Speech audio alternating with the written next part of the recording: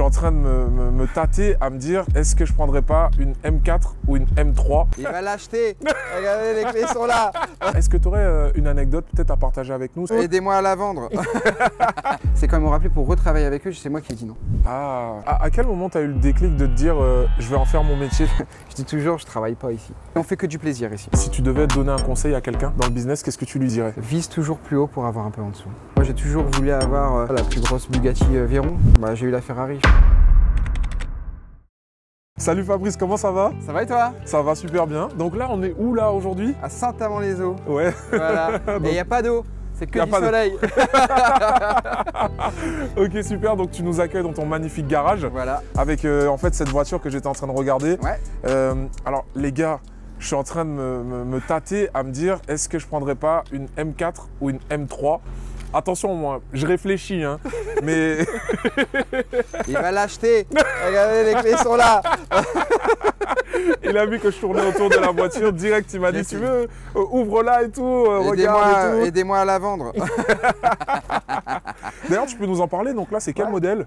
M4, donc une M4 compétition qui a à peine 36 000 km.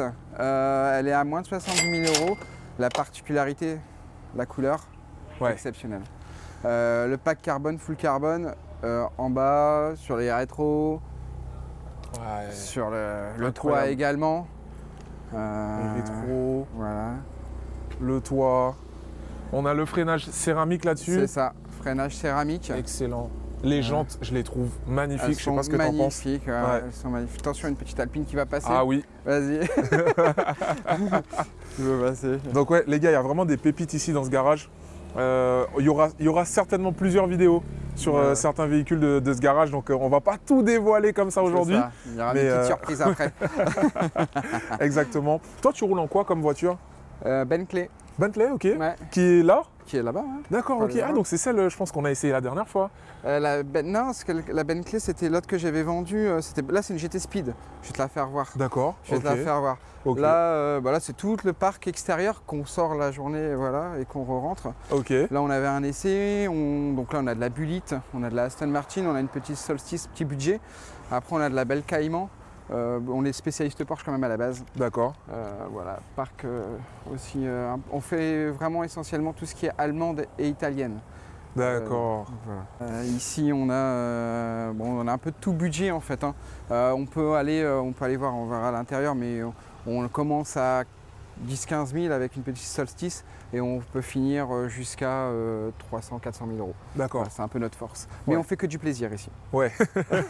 Voilà. Ouais, c'est vraiment des voitures pour ceux qui veulent se faire plaisir. Ça. À tout prix en fait. À tout prix. Ok. Voilà, là, le kit 458 Italia qu'on vient de livrer, qui est vendu. Waouh. Donc voilà, le client va venir la chercher. La config noire comme ça, étrier jaune. C'est ça. Ils sont gigantesques en fait les étriers. Ouais, céramique également comme sur la BM. Ouais. Voilà, mais c'est pas le même céramique, on ne travaille pas pareil, un peu plus poreux sur celui-là. Ah ouais. Ah, une belle BM. Ouais, j'avais mis ma voiture pour un petit changement là. Apparemment ça a été fait, elle est prête. Voilà. Là c'est une Porsche 911 qu'on vient de faire l'essai, le client doit me la valider pour demain, si tout va bien. D'accord. Donc il doit voir avec son épouse demain. Ah oui, d'accord. Voilà, okay. il doit valider, mais il est tombé amoureux. Ah ouais, voilà. Et le coup de cœur et tout avec l'intérieur là. Ouais, c'est magnifique. Tu sais comment ça s'appelle ça? Alors je me rappelle plus trop de la couleur d'intérieur, c'est une couleur un peu fauve comme ça. Je veux dire fauve, hein, parce que c'est pas non plus beige clair, c'est assez foncé, mais c'est super beau, j'adore. Ça change en fait, hein, ça change. Et ça vaut combien ça? Ça a 34 900 €, 123 000 km de mémoire, et elle a eu que 2 propriétaires. Ah oui. C'est assez rare pour une voiture des années 2000 quoi. Ouais. Donc du coup avec l'entretien complet, je suppose. Quand on la livre de toute façon, si le client viendra l'acheter, elle passe en mécanique là-bas, elle passe en carrosserie à Rosu. Et puis on la livre quoi. D'accord. Mais voilà, il y a des voitures qui sont en super bon état, mais qui sont recontrôlées chez nous quoi. Ok, super, excellent. Ça fait combien de temps que vous existez 11 ans. 11 ans. On vient de passer nos 11 ans. Ok, d'accord, super. Bah, félicitations. Merci. Tu as quel âge? Je t'ai pas demandé. 38 ans. 38 ans? Ouais. Ok, donc tu as commencé à 27? C'est ça. Waouh, ok. Et qu'est-ce qui t'a motivé à faire ça? La passion en fait depuis je suis gamin en fait, hein, je bricole. J'ai eu ma première 205 GTI à l'âge de 16 ans.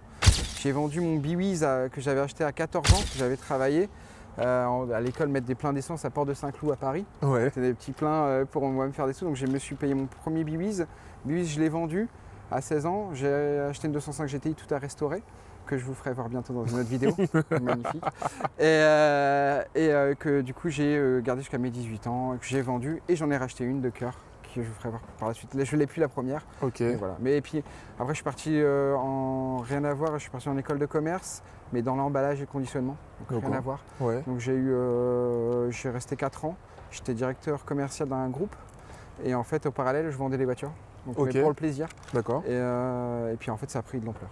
Ouais. À aujourd'hui, voilà. Ah, et donc à aujourd'hui, on est 11 salariés. On a un secteur mécanique, carrosserie. On a le showroom qui est ici. Et on fait environ entre 25 et 30 voitures par mois en VO, en véhicule d'occasion. On fait également l'entretien extérieur, c'est-à-dire que même si vous n'avez pas acheté le véhicule chez nous, on peut l'entretenir sans problème. Voilà. Ok. Et à quel moment tu as eu le déclic de te dire je vais en faire mon métier, ça y est, je me consacre 100% à ça? Quand j'ai vu que j'avais des facilités. En fait, c'est toujours plus facile de vendre avec passion. C'est-à-dire que si tu fais ton métier à demain, que tu es passionné, ça va être très facile de vendre ton métier finalement. Ok. Voilà. Et aujourd'hui, tous les jours, en fait, je dis toujours, je travaille pas ici. Ah. Je travaille pas ici parce que je me fais plaisir. Donc, j'ai pas un travail. En fait, je vais pas dire que c'est une corvée, un travail, c'est pas vrai. Mais en fait, c'est tellement plaisant ce que je fais que j'ai pas de. Voilà. J'ai pas l'impression de travailler en tout cas. Ok. J'ai l'impression de vivre de mon plaisir. Comme toi avec tes vidéos. Ouais. Si c'est ça où tu vas faire ton métier, voilà. Tu vois, moi, mon plaisir, toi, c'est ton plaisir, c'est tes vidéos, donc tu n'auras pas trop l'impression de travailler. Tu vois, tu es venu ici. On est vu à l'arrache, c'était pas prévu. C'est ça. Et pour finir, tu fais une vidéo, on prend du plaisir à deux. Exactement. Ouais, j'y ai pensé en fait quand tu l'as dit, ça m'a parlé. Ouais, voilà. Donc j'écoutais et je me dis bon, je dis rien, mais vraiment moi, ça me parle trop. C'est pour ça que je voulais t'aider aussi un petit peu à ça. Ouais, franchement, ça fait plaisir. Franchement, c'est top. Franchement, les gars, on s'est rencontrés par hasard. Donc j'ai un ami qui habite pas loin et qui m'a parlé du garage. Il m'a dit tu vas voir, c'est un gars super et tout. Et ça va pas manquer. Voilà. Là, on vient, on fait des vidéos. Donc là, je me suis dit ça y est, moi, je vais ramener ma voiture tout le temps ici. Je fais des vidéos. C'est vrai, ouais, c'est ça. Allez bien, je vais te faire voir un peu le showroom. On y va. Là, là, on a fait un peu de move parce qu'on a sorti une voiture ou deux, donc il n'y en a pas beaucoup. Donc là, ici, c'est la partie showroom. Donc on a de la GT3, on a de la Spider, on a de la Ferrari Modena, on a encore de la Boxster, de la Cayman ici, 911, Maserati MC Stradale. Là, c'est la partie mécanique au fond. Donc nous, on a vraiment tout intégré, hein. La partie mécanique et la partie vente. Voilà. On a une belle SLS. SLS, waouh. Voilà. Ça coûte combien? Celle-là, elle est à 230 000 €. Waouh. Voilà. Ouais. Ça, c'est des porte-papillon, je vais te faire voir. Ouais. Je vais te faire voir.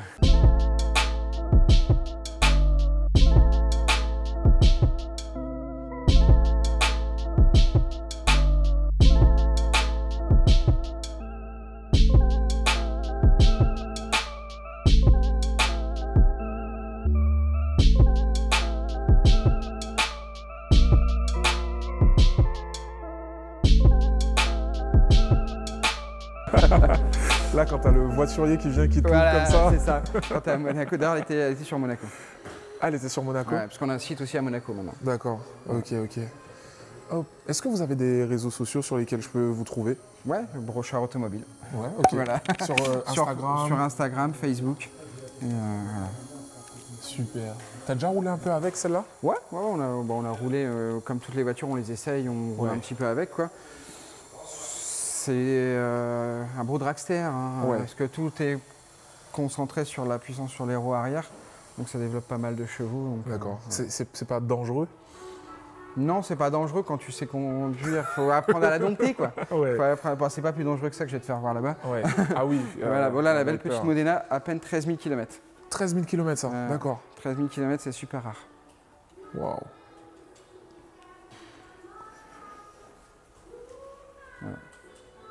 Voilà, donc pour ceux qui veulent. Ça, c'est super rare.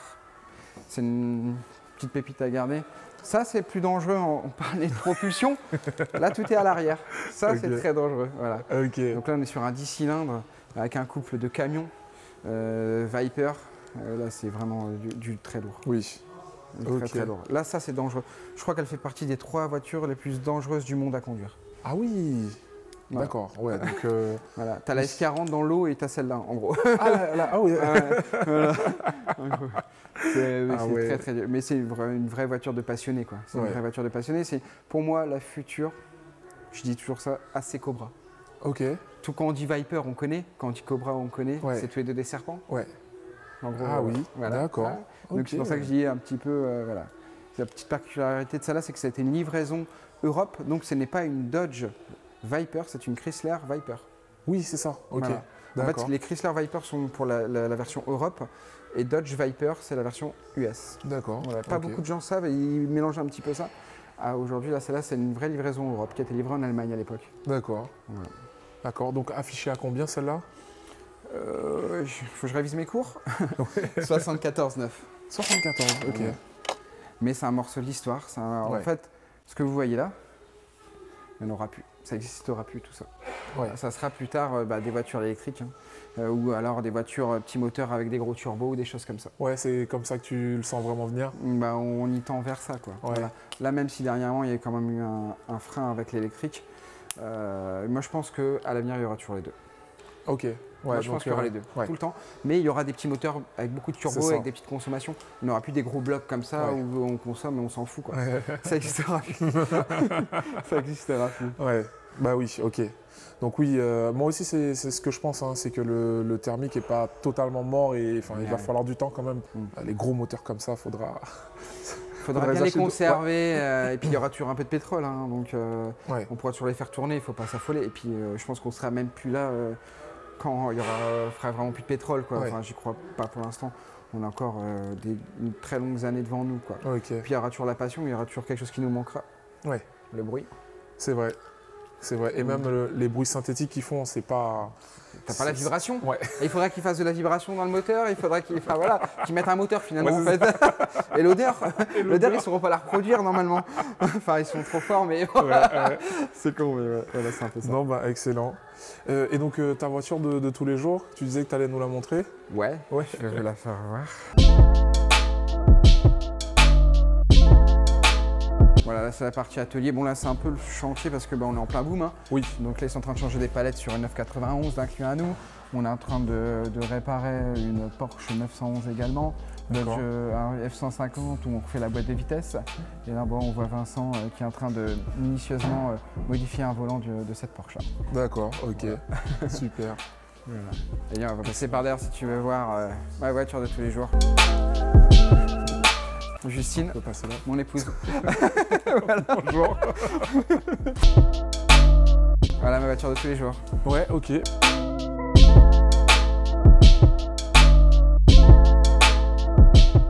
après on loue de la voiture, on a une Rolls-Royce en location. Oui, ok. Donc ça pour les mariages et tout. Exactement, c'est ça. Ok. Super.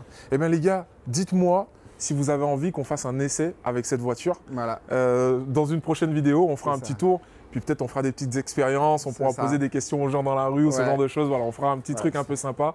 Dites si ça vous intéresse dans les commentaires et on vous fera ça. Si on a beaucoup de commentaires, beaucoup de likes, on va vous faire des belles surprises, mais on veut du like. on veut du partage, on veut un peu de tout et je vous fais quelques petites surprises. Des très belles surprises. Moi je suis pas au courant les gars, donc là ça dépend de vous. À voir un peu ce qu'on aura si la vidéo elle marche bien. Ok, super. Ah, il y a une RS6 là? Ah non, c'est pas une RS6. Non, c'est une A6. Elle est vendue. C'est une A6. Ok, d'accord. Voilà. Je peux te poser des petites questions, donc plutôt entrepreneuriales. Un peu, toi aujourd'hui, si tu devais donner un conseil à quelqu'un qui veut se lancer dans le business, qu'est-ce que tu lui dirais? Vise toujours plus haut pour avoir un peu en dessous. C'est con ce que je dis, mais moi j'ai toujours voulu avoir, je sais pas, la plus grosse Bugatti Veyron. Bah, j'ai eu la Ferrari, je suis déjà bien. Ouais. Voilà, après, se contenter de ce qu'on a. Et surtout, la vie est faite d'obstacles.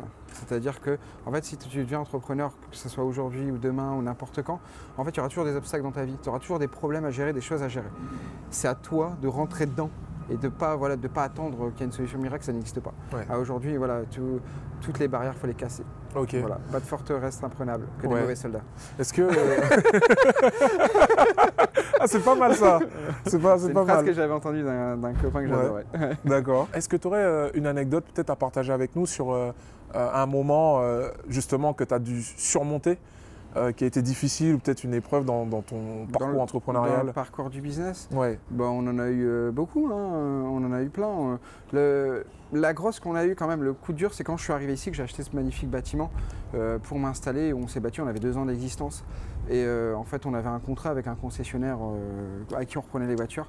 Et en fait, dès qu'on a eu ce bâtiment-là, il nous a dit on travaille plus avec toi, Fabrice. Donc, plus de marchandises, plus rien du jour au lendemain. Et là, tu fais quoi? Ok. Là, là c'est très compliqué, tu as les échéances de crédit qui tombent, tu n'as pas les moyens forcément de tout acheter. Donc là, il faut réagir. Pareil, c'est un problème où il faut trouver une solution. Donc là, aujourd'hui, on a trouvé la solution, c'est qu'on s'est battu nous-mêmes, on a fait de la reprise directement sèche. Et on n'a pas travaillé avec, on a pu travailler avec le professionnel. Et donc aujourd'hui, notre force, c'est de ne plus travailler avec les concessions pour la reprise, c'est de travailler directement avec les particuliers. D'accord. Voilà. Ah oui. On travaille directement avec les particuliers. Maintenant, on rachète directement leurs véhicules, on leur propose des solutions en fait, pour que eux, à aujourd'hui, ne perdent le moins possible. Parce qu'on sait tous que quand on va en concession, on se fait un peu frapper, j'ai envie de dire, c'est-à-dire qu'on les reprend, on reprend assez bas. Là, en l'occurrence, ce n'est pas le cas ici. En fait, on est là pour trouver des solutions et que tout le monde gagne sa vie. Ok. Voilà. Et est-ce que tu sais pourquoi ça s'est passé comme ça? Est-ce que c'est parce qu'il avait peur de la concurrence ou... Alors non, en fait, c'était un problème de direction, en fait. Hein. Après, ils m'ont rappelé, en fait. Et là, ça a été ma fierté. C'est quand ils m'ont rappelé pour retravailler avec eux, c'est moi qui ai dit non. Ah. Tu vois, et c'est là où tu es fier du parcours parce que bon, tu vois, on t'a blessé une fois. Je dis pas qu'après, j'ai pas retravaillé avec d'autres concessions. J'ai retravaillé avec plein d'autres concessions, avec qui d'ailleurs je m'entends bien et ça se passe super bien. Mais ça a été vraiment une épreuve, quoi. Voilà. C'était une épreuve. Tu te retrouves ici, tu as des charges, tu as tout qui tombe, tu as 0 voiture sur le parc. Il y avait 0. Hein. Il y avait 5 ou 6 voitures que j'avais ici. Ouais. Tu vois, ici, il y en a je sais pas combien. Ouais. Mais voilà. Et il faut trouver la solution. Ouais. Ça fait partie d'une épreuve. Voilà. Et là, tu dois pas jeter l'éponge, tu dois trouver des solutions. Et c'est toi qui prends les décisions, quoi, tu vois. Et ça, c'est le plus important. Ok, super. Voilà. Je peux donner un conseil, lâchez rien. Ouais. Et puis trouver des solutions à tout problème. C'est-à-dire que dans la vie, dans l'entrepreneur, tu auras toujours des problèmes. Donc toujours trouver des solutions. Ouais. Voilà. Ok, donc voilà, c'est vraiment ça. À chaque problème, sa solution finalement. Exactement, c'est ça. Et prendre le temps de la trouver aussi. Ouais, mais on n'a pas forcément beaucoup le temps. Ouais. Donc il faut aller vite, il faut vite la trouver. Ok. Et voilà. Et bien en tout cas, félicitations déjà pour tout ce que tu as fait, pour ton accueil aussi, ton sourire. Franchement, ça fait vraiment plaisir d'échanger avec toi. Et puis j'espère que ce sera le début d'une longue collaboration, si on peut faire des belles choses ensemble. On en fera des vidéos, on fera des... On dit pas trop on dit trop rien, vous savez ce qu'il vous reste à faire. Je suis pas bon dans la communication à ce niveau-là, mais bon. Voilà. Bon, en tout cas, les gars, si vous avez envie de voir plus de contenu comme ça, aussi quelques anecdotes, à discuter aussi avec Fabrice, comprendre son parcours, comment il a fait, voir des belles voitures, essayer aussi des belles voitures. N'hésitez pas à vous abonner à la chaîne, mettre un petit message de ce que vous en avez pensé. Moi, ça m'intéresse. Je vais la poster le plus tôt possible, cette vidéo. Et puis voilà, on verra un petit peu si ça vous a plu, si vous avez envie d'aller plus loin. Et je vous dis à très vite pour une prochaine vidéo. À bientôt. Salut.